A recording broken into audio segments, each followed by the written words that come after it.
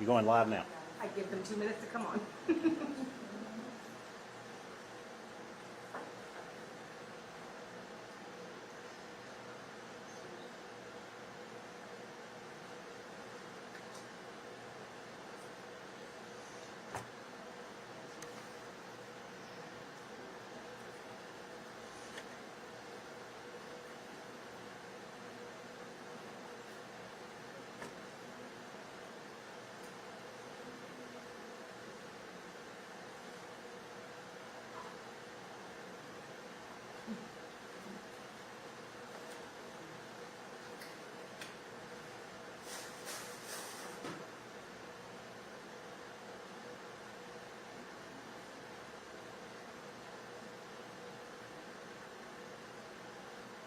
Ready?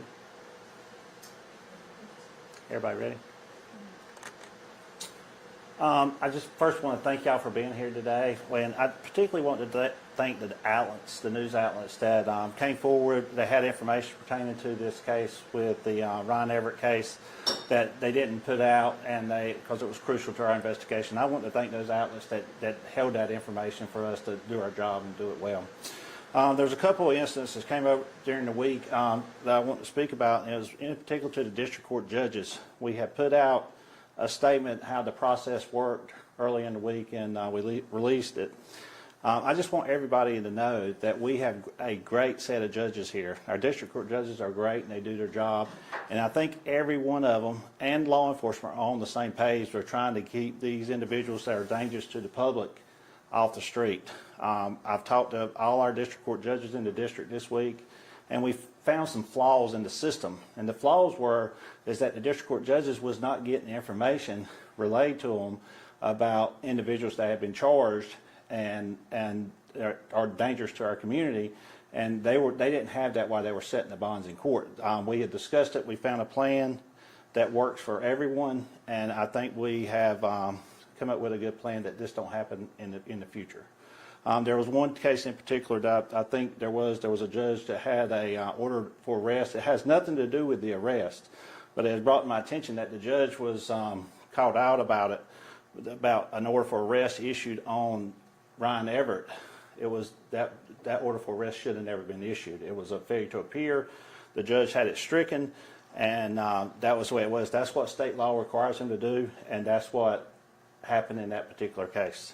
But I did want to throw that out and make sure that y'all are aware that our relationship as the sheriff's office and our district court judges are great, and we get along great, and we communicate. And there was no ill will for the judges setting the bonds. It was just a communications issue from the magistrate's office to the district court judges. But our district court judges do an outstanding job in our district, and I do want to make sure that y'all are aware of that. As you're aware, Ryan Everett was taken into custody by Granville Police Department, Granville, North Carolina last night. The particular case, the police department had a call at the Days Inn Hotel in Graham of a white male subject trying to get into the hotel using counterfeit money. The police department arrived on the scene. Officer discussed the issue with the individual. He identified himself as someone else. When they were going to detain him, he took off running. He fled, and he was apprehended by that police officer. It was later to state that his identity was Ryan Keith Everett from Kinston.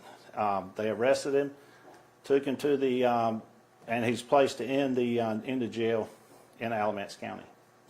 The female that we thought was with him, she got a ride back from Graham last night. The deputies have seen and talked to her today, and she is safe. Is there anything you want to ask about that questions or about the judges at this point? Yes. Okay. Was she kidnapped or held against her will? She was not. Can you confirm the relationship between Everett and between Stacey? At this time, I don't know what the relationship was. We assumed that it was a boyfriend-girlfriend situation. On Facebook, you said she is pregnant and due for a C-section. How is she and the baby now? We did not say she was a C-section. I think that was a comment made on that post. But she is extremely pregnant, and she is due the first week in December is the information we received. This manhunt lasted about 6 days. Is this the longest one Lenoir County has had in a while? It's in a while, yes, ma'am. Chris? The house that Everett shot in, was that his own home? That was his home. Thank you. And the two people that he shot, what was their relationship towards him? They were friends. Were they armed when he shot them? I can't answer that question at this point. One of the investigators may want to answer that question, but I'm not going to answer because I don't know for sure. Okay. Are we good with that?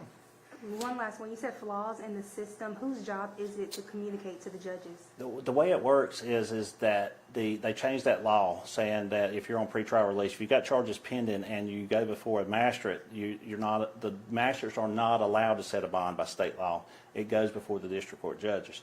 It's a recent change in the law, and what we thought was fixed about the paperwork getting from the magistrate's office to the district court judges in reference to violent individuals, the process was not being done, and the judge is sitting there setting a bond on 10 people out there, and they don't know which one's the dangerous one and which one is not. Thank you. One of my last questions for Stacy's family watching.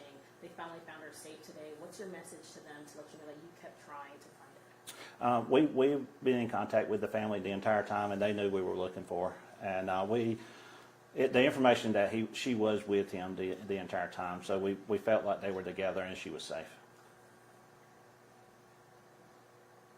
That's it. We're going to talk about the Octavius McCoy and the Monica Munoz case.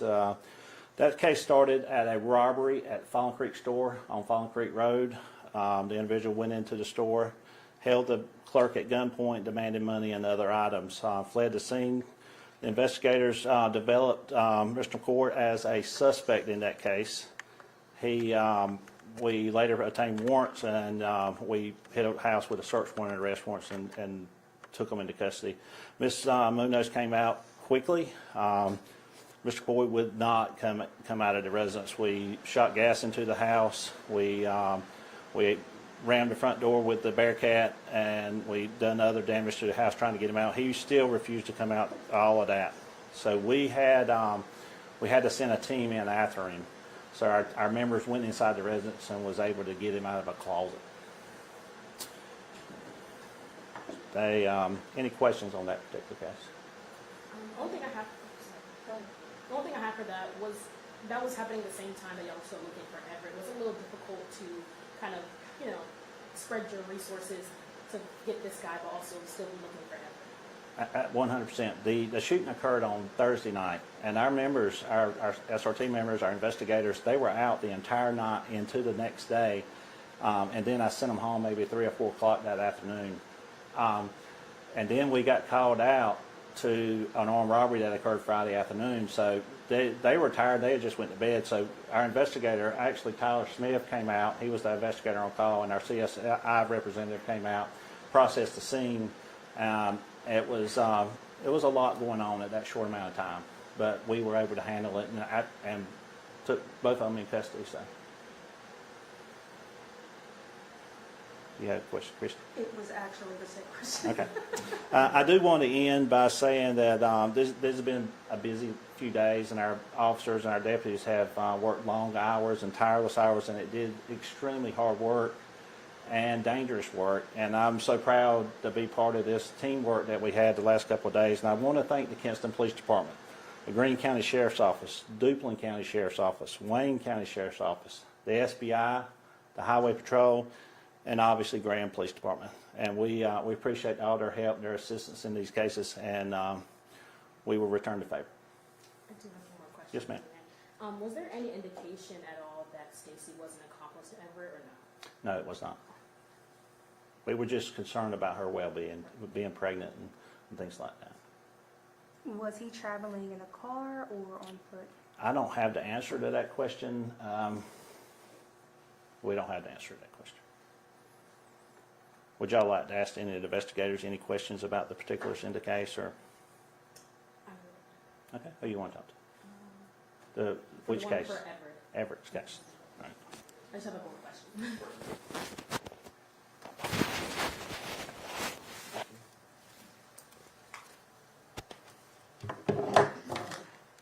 Do you need help or you got it? They're out there. You don't have to do them all. If they do speak, they can hear you. I didn't hear that. If I can get you to state your first and last name, spell it for us. Jacob Davis,